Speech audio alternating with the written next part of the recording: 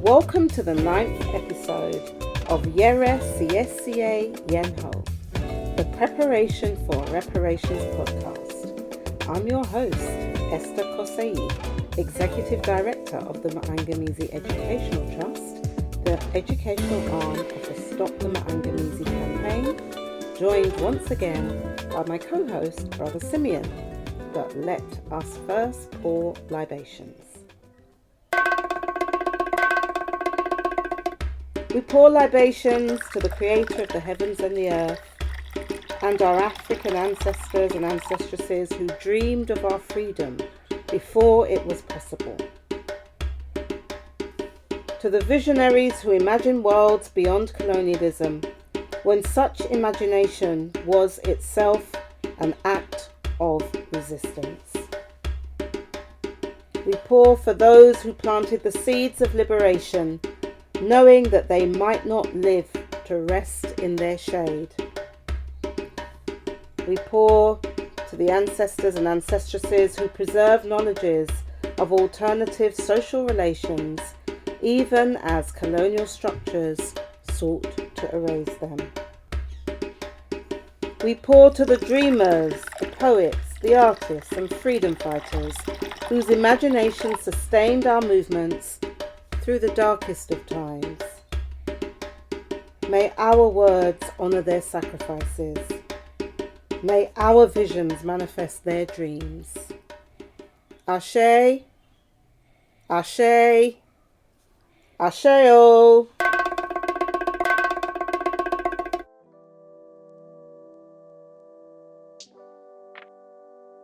Greetings, family. In our last episode, we explored participation rights in reparations processes, examining how communities assert their right to shape reparatory justice through organised power building. Yes, and today we begin a two-part exploration of another essential aspect of reparations work, the role of imagination in creating the post-reparations futures our communities deserve. As Ai Koyama reminds us, the present is where we get lost if we forget our past and have no vision of the future. This speaks directly to Yere Siyesie Yenho. Preparing ourselves for reparations requires both remembering our past and envisioning our future. This two-part series connects directly to our podcast central theme, Yere Siyesie Yenho, preparing ourselves for reparations. Part of the preparation involves cultivating our collective capacity to envision and actually build the world we are fighting to create. Without visionary capacity, we cannot adequately prepare to receive, implement, and maximize reparations when they come. In today's episode, part 1, we'll explore how the Black radical imagination has historically informed liberation struggles and examine vision as a mobilising force in contemporary movements. In part 2, we'll offer practical approaches to cultivating visionary capacity and translating visions into actionable strategies for building the new post-African reparations world order. Both parts are essential listening to truly preparing ourselves for reparations.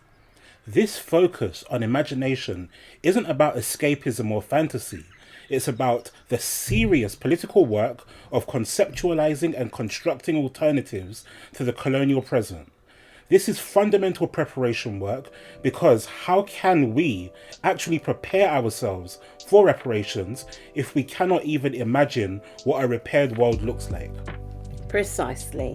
As our African ancestors have always overstood, and as scholar activists like Professor Robin D.G. Kelly have articulated, the imagination is a site of resistance and a critical tool for liberation.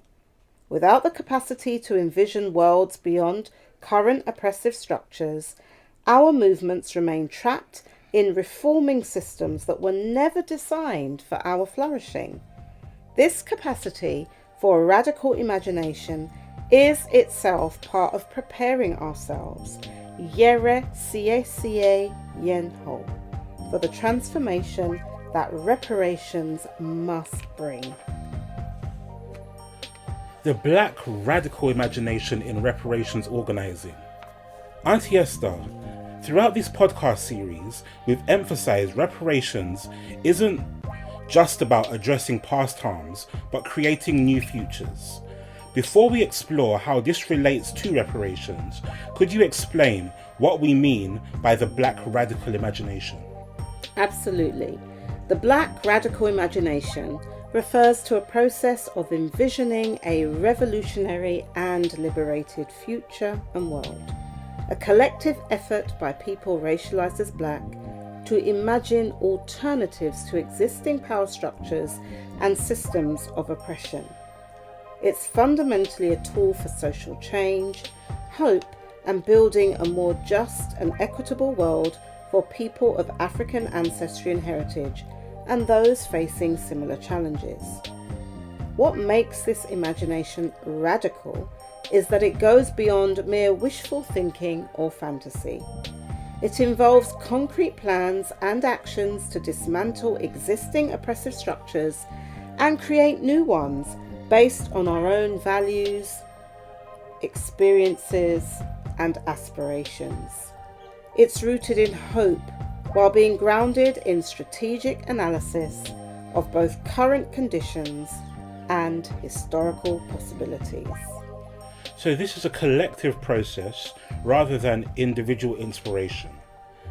I think this is crucial because it challenges Western notions of genius and creativity as individual phenomena. In my understanding, this collective dimension connects to African philosophical traditions like Ubuntu, where wisdom emerges from being in relationship and community rather than isolation. Exactly, yes. The Black radical imagination emerges through shared processes where people of African ancestry and heritage collectively envision alternative futures based on our experiences, aspirations, and accumulated wisdom. It acknowledges our past, including the traumas of the Maangamizi, a Kiswahili term describing the intentional destruction and dispossession of African peoplehood, nationhood, and relationships to ancestral lands through the continuum of chattel enslavement, colonialism, and neocolonialism. A process that continues today, while envisioning a future where people of African ancestry and heritage are empowered and free. And this temporal dimension you're highlighting, connecting past, present and future, seems essential. What strikes me is how this differs from Western linear thinking and romanticized returns to the past. Instead, it's what Saidiya Hartman calls critical fabulation, using historical knowledge and present conditions to imagine futures that have never existed but could exist. That's a powerful connection, Brother Simeon. As scholar activist Professor Robin D.G. Kelly has shown in his work on 20th century organising by people racialised as Black, this imagination sustained movements through periods of intense repression by providing compelling visions of what freedom might actually look like. It wasn't escapism, but strategic visioning that guided concrete action. Which brings us to how this specifically shapes reparations thought. Because reparations itself requires this kind of radical imagination, envisioning not just compensation for past harms, but fundamental transformation of the systems that created those harms. The Black radical imagination has been essential to reparations thought, precisely because conventional political frameworks cannot adequately conceptualize the depth of harm caused by the Maangamizi in all its phases, nor can they envision the profound transformation needed for genuine repair. This imaginative capacity is therefore crucial to Yere Siesie Yenho, preparing ourselves for reparations that are truly transformative rather than merely compensatory within the existing system. When we examine historical reparations demands, we find they consistently transcended the limited remedies offered by colonial legal systems.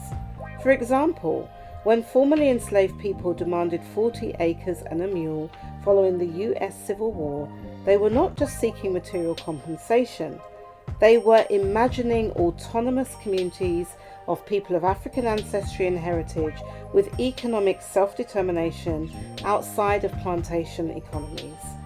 This was an act of preparation, envisioning what freedom would actually look like and what would be needed to sustain it. However, we must also acknowledge that this land was stolen from Native American peoples, and the colonial government had no legitimate right to distribute it. This historical reality highlights how colonial powers use land theft to create divisions between oppressed peoples and continues to cause tensions between African and Native reparations and sovereignty movements today. And this imaginative dimension continued through later movements. I'm thinking particularly how figures like Claudia Jones weren't just responding to existing conditions, but actively creating theoretical frameworks that required people to imagine different possibilities. Absolutely.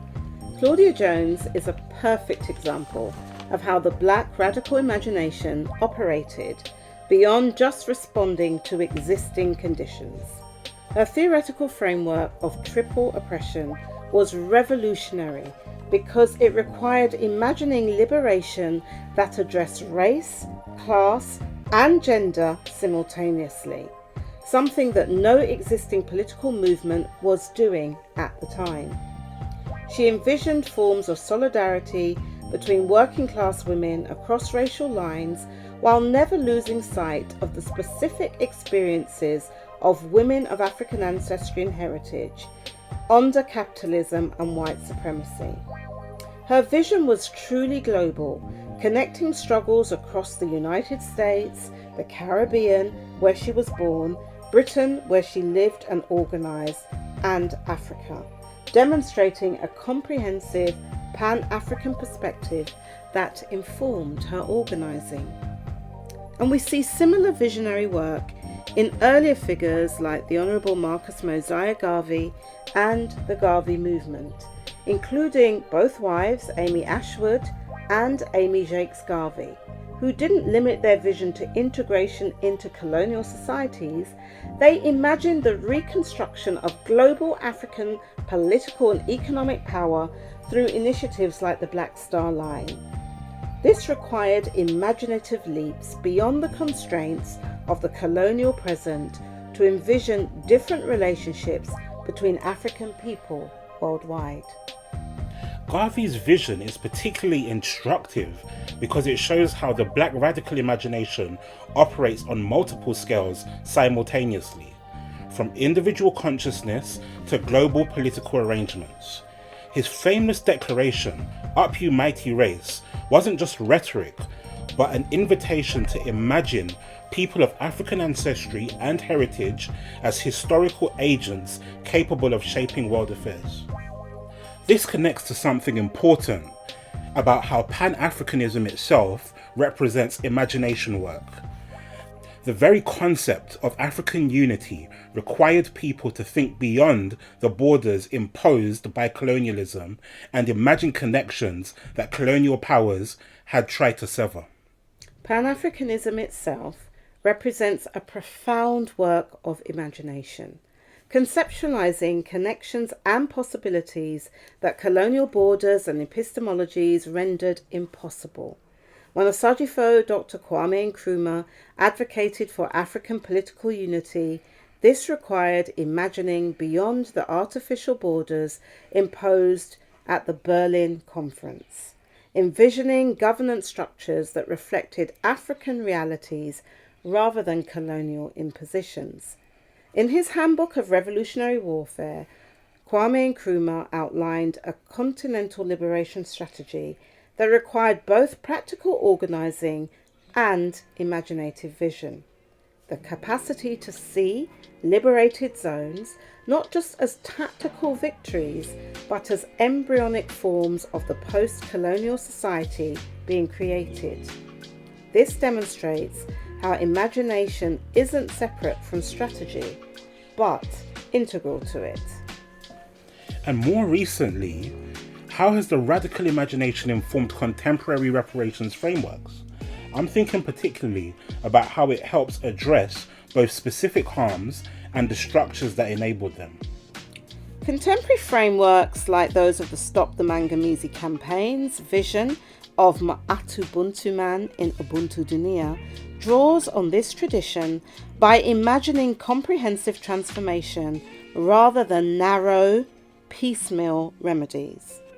When the campaign envisions a Pan-Afrikan Union of Communities based on Ma'at principles of truth, justice, balance and harmony within a world of Ubuntu values, it's imagining a holistic repair that addresses multiple dimensions of harm simultaneously, from individual healing to global restructuring of power relations. This comprehensive vision is essential preparations work because it helps us understand what reparations must achieve and how we must organise to effect and secure and implement them effectively. Similarly, the National Coalition of Blacks for Reparations in America, in COBRA framework, incorporates self-determination as a central demand, requiring the imagination to envision governance structures, economic systems, and social relations that haven't yet been fully realised, but that draw on both ancestral wisdom and contemporary possibilities. This too is preparation, developing the frameworks we'll need to make reparations become a reality.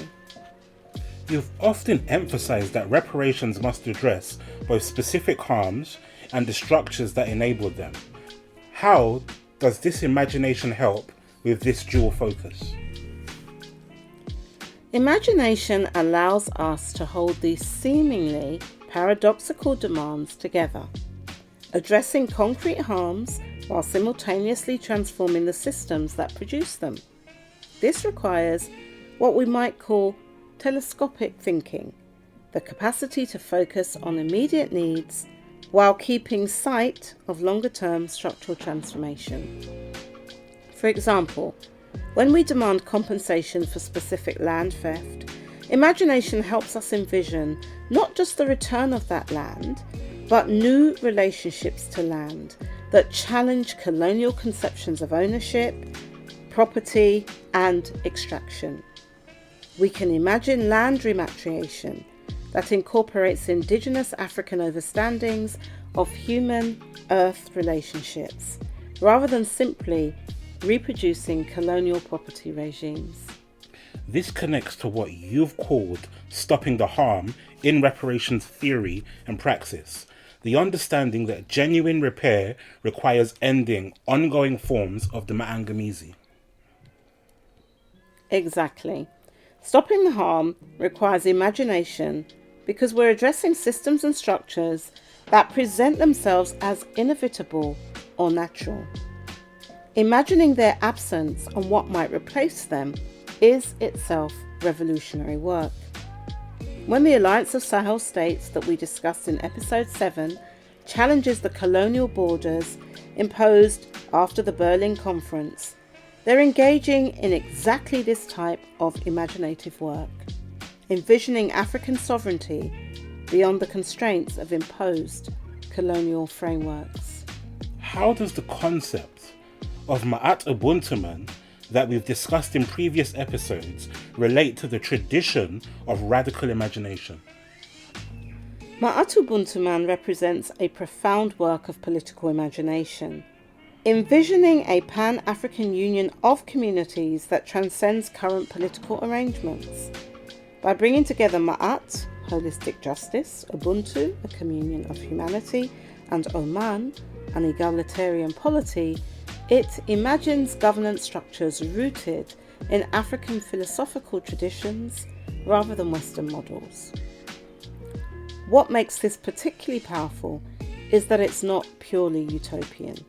It draws on actual historical governance systems from various African societies while adapting them to contemporary conditions.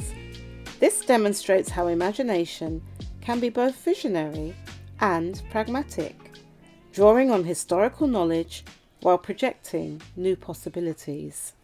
This brings us to an important distinction: the difference between abstract utopianism and grounded vision that informs action. Sylvia Wynter's concept of being human as praxis seems relevant here. Her understanding that we must reimagine what it means to be human beyond colonial categories. Exactly.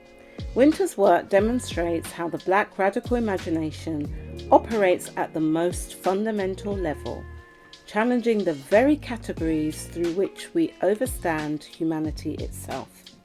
Her concept of being human as praxis recognizes that our current overstanding of what it means to be human is shaped by both colonial and capitalist logics, and that liberation requires imagining and practicing entirely different ways of being human in relationship with each other and Mother Earth. This grounded vision has three characteristics.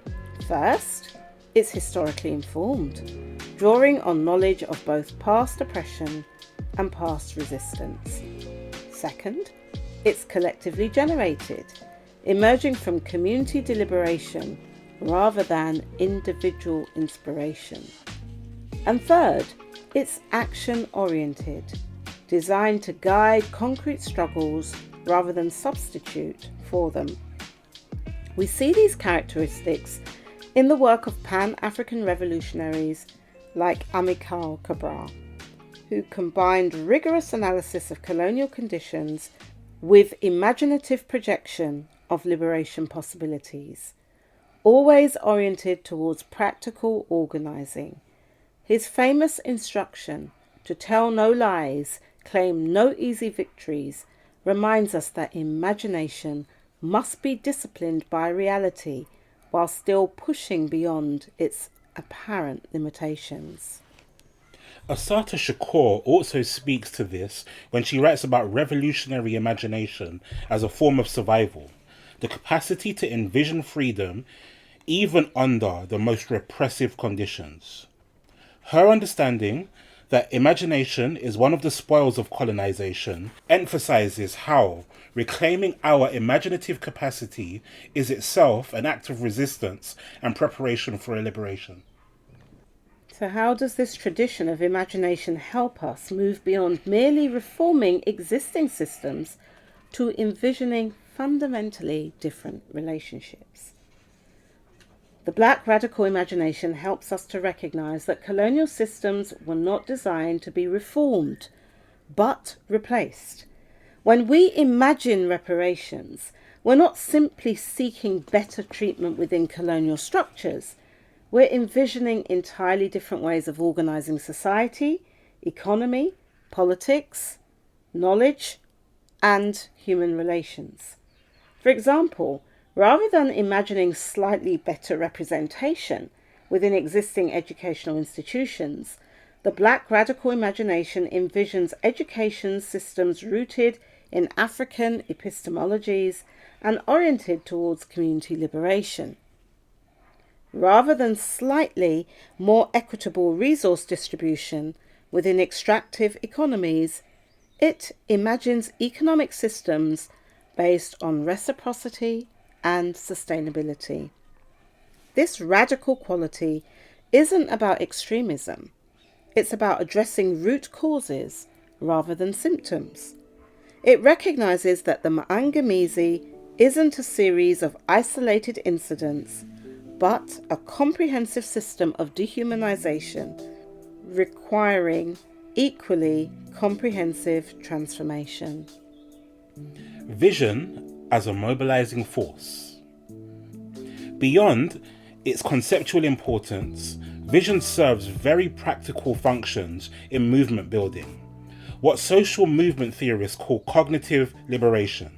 The psychological shifts where people begin to see change as possible rather than accepting current conditions as permanent seems directly connected to this visionary capacity. That's exactly right, Brother Simeon. Vision serves as a mobilizing force in liberation movements in several concrete ways. First, it provides meaning and purpose that sustains long-term struggle. When movements are rooted only in opposition to existing conditions, they often falter when faced with repression or co-optation. A compelling vision of the world being created provides the resilience to persist through difficulties. We see this clearly in movements like the ongoing struggles of the Alliance of Sahel States that we discussed in episode 7. Their vision of sovereignty beyond neo-colonial control isn't just inspirational rhetoric. It's what enables them to withstand enormous external pressure. Their slogan, "Homeland or Death," reflects a vision so compelling that people are willing to risk everything for its realization. Precisely. Vision functions as what social movement scholar activists call a cognitive frame, a way of interpreting current conditions that makes certain actions seem necessary and possible.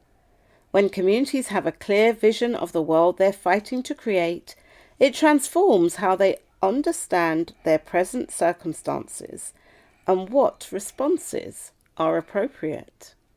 This is why vision isn't just about distant future. It fundamentally reshapes how movements understand their present actions. Movements with clear transformative vision can turn their apparent defeats into stepping stones because they've evaluated progress against their own criteria rather than accepting the limited definitions of success offered by oppressive systems. For example, when communities envision reparations as transformative justice rather than charity, it changes how they engage with institutions. Instead of petitioning for concessions, they organize to build power that compels recognition of their inherent rights. The vision shapes strategy by clarifying what constitutes meaningful progress versus what merely reproduces dependency. How does vision help movements avoid the trap of pursuing reforms that ultimately strengthen the systems they're challenging? This seems like a crucial strategic question. Yes, this is a crucial function of vision in liberation movements.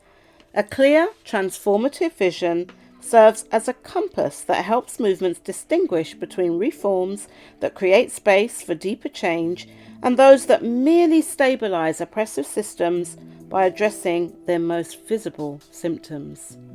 The Pan-African historian and educator John Henrik Clarke articulated this beautifully when he said, "History is not everything, but it is a starting point. History is a clock that people use to tell their political and cultural time of day. It is a compass they use to find themselves on the map of human geography. It tells them where they are, but more importantly, what they must be." This speaks directly to how vision functions, using historical understanding to orient present action towards transformative goals. Exactly. And this connects to what Antonio Gramsci called transformism, how dominant systems absorb, co-opt and neutralize opposition by offering limited reforms that maintain fundamental power relations. Without clear vision, movements can mistake these reforms for genuine progress. Angela Davis has written powerfully about how abolition requires this kind of imaginative work, not just tearing down prisons, but envisioning entirely different approaches to community safety, healing, and justice. Her work demonstrates how revolutionary imagination must go beyond critiquing what exists to actively creating alternatives. Davis's insight is crucial because it shows that imagination isn't separate from concrete organising, but essential to it. When we can't imagine alternatives to punitive systems, we remain trapped in reforming those systems rather than replacing them with approaches based on restoration and community healing. The relationship between MAATUBUNTUMAN as a vision and concrete organising in the present seems particularly important here. How does the long-term vision inform day-to-day movement building without becoming so distant as to be irrelevant? MAATUBUNTUMAN functions as what some organisers call a North Star. A vision that orients daily work while remaining distant enough to inspire continued movement. It informs practical decisions by providing criteria for evaluation. Actions that build towards the Pan-Afrikan Union of Communities we envision advance liberation, while those that reinforce the fragmentation imposed by colonialism must be challenged. This connects to what Walter Rodney called grounding with my brothers, the idea that revolutionary vision must be constantly connected to everyday struggles and experiences. This vision can't be so abstract that it loses connection to people's immediate realities and needs. Okay, for example, when organising Ma'at Zojuras, our Ma'at practical exercising circles that serve as community-led spaces for documenting experiences and developing collective analysis, as we discussed in episode 2, the vision of MAATUBUNTUMAN guides how these circles operate, emphasising consensus-based decision-making, intergenerational knowledge transmission, and connection across artificial borders. The practices within these circles prefigure the larger social relations envisioned in MAATUBUNTUMAN. There's also a collective dimension to visioning work that challenges Western individualistic approaches to social change. This seems particularly important given how capitalism constantly tries to reduce collective struggles to individual advancement narratives. This is essential for understanding how vision functions in liberation movements. The Black radical imagination isn't primarily about individual genius, but collective wisdom emerging through disciplined practice.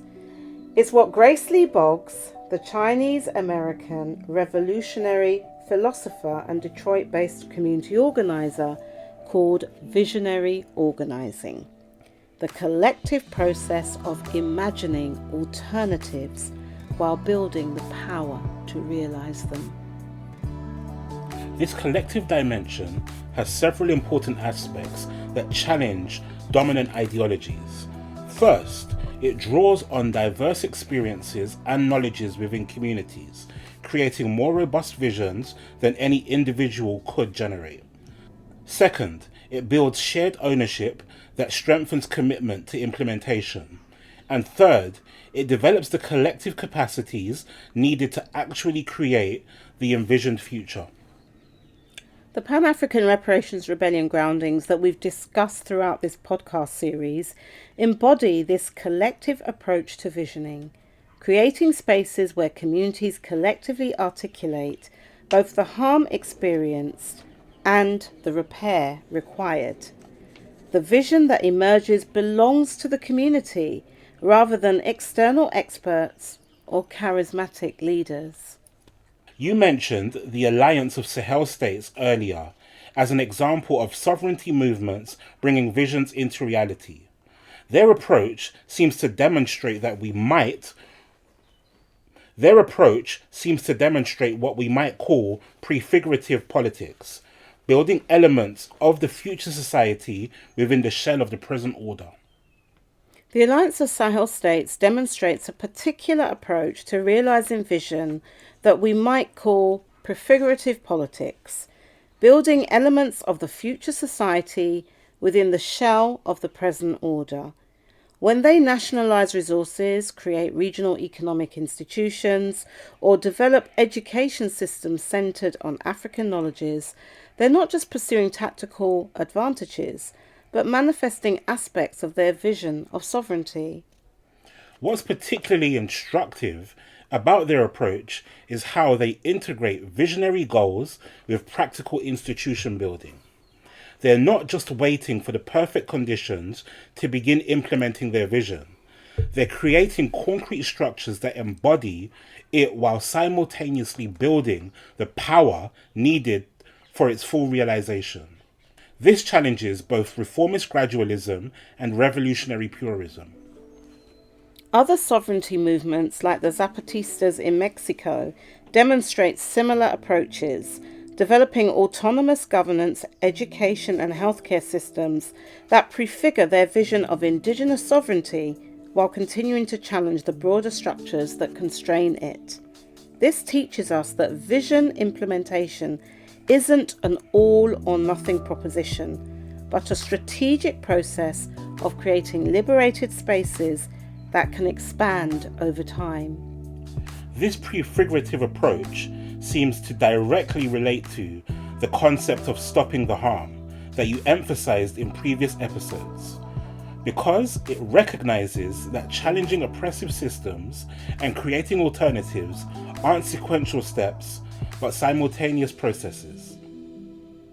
When movements create governance structures based on indigenous principles, they're simultaneously challenging colonial governance models, which is stopping the harm, and demonstrating the viability of alternatives, which is creating new possibilities. This integration is particularly important for reparations movements because it prevents the trap of endlessly documenting and demanding recognition of harm without actively building the world beyond the harm. The prefigurative approach ensures that our energy isn't solely focused on what we're fighting against, but actively invested in what we're fighting for. Yes, and it addresses one of the key challenges in sustaining long-term movements, maintaining hope and direction when systemic change seems overwhelming or distant. Vision can obviously inspire and mobilize, but it can also seem overwhelming when the gap between current reality and envisioned futures is so vast. How do movements address the potential demobilizing effect? This seems like a crucial strategic question for reparations organizing. This is where strategic vision becomes crucial. Developing what Caribbean writer and intellectual George Lamming calls sovereignty of the imagination. Lamming argues that individuals and communities must develop a sense of self-definition and cultural ownership, free from the influence of colonial powers.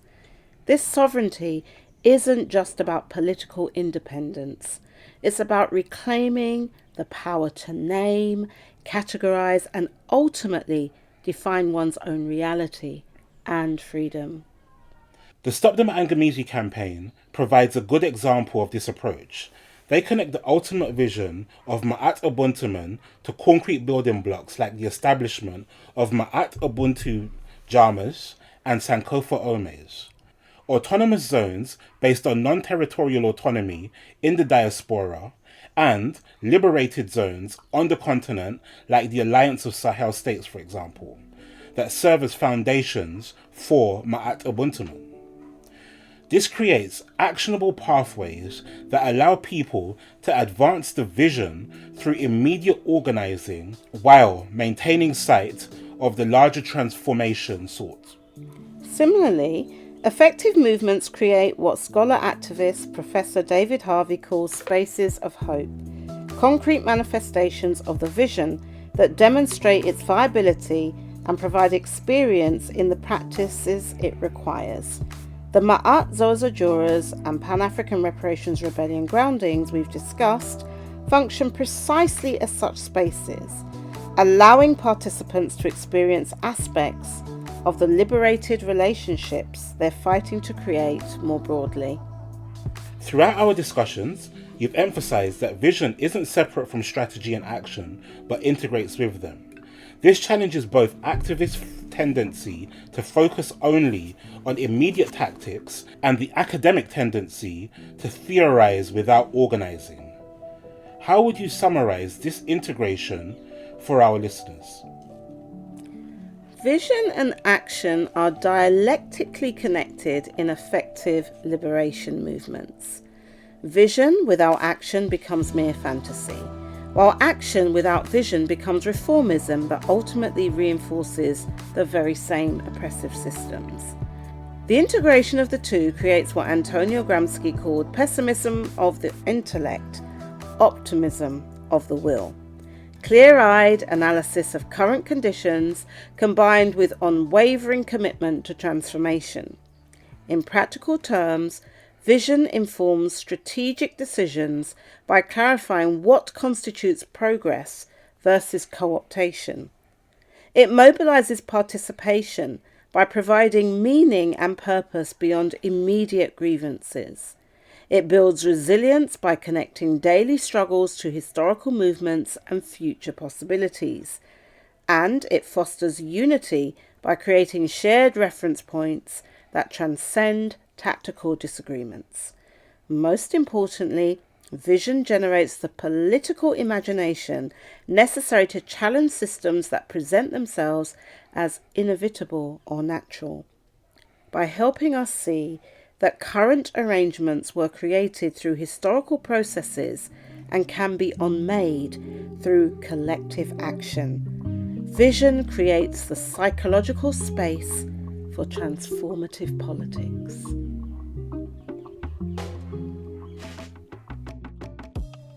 As we conclude part 1 of our exploration of imagination and vision in reparations organising, we've seen how the Black radical imagination has been essential to liberation struggles, from the historical visions of the Honourable Marcus Garvey and Claudia Jones to contemporary frameworks like MAATUBUNTUMAN and the sovereignty movement of the Alliance of Sahel States. All of these represent forms of preparation, Yere Siesie Yenho, developing the conceptual and strategic foundations needed for effective reparations. What emerges clearly is that imagination isn't separate from concrete organising, but integral to effective movement building. Vision provides the meaning, purpose, and strategic clarity needed to sustain long-term struggle while avoiding the traps of both reformist co-optation and revolutionary purism. This visionary capacity is in itself a form of preparation for reparations.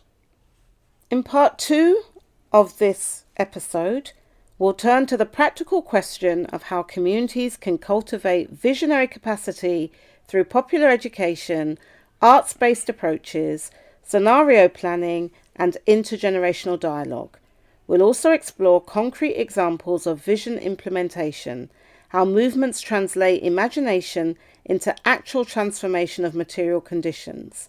These practical tools are essential for preparing ourselves to effect, secure, implement, and maximize reparations.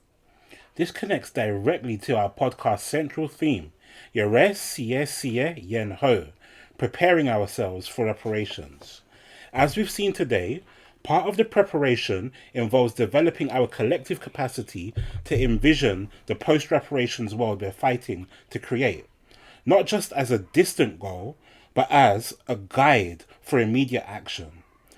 Without the preparatory work of imagination, we cannot adequately prepare ourselves for the transformative potential of reparations.